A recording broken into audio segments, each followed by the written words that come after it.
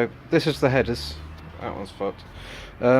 This is why I will never buy another Lex motor part for my BMW. Well, no, for the Bandit again. Look at this, look.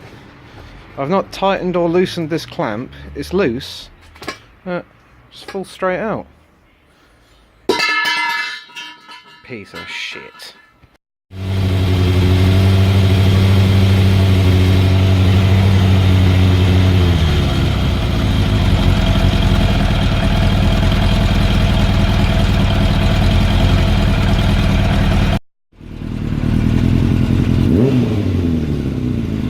Whoa.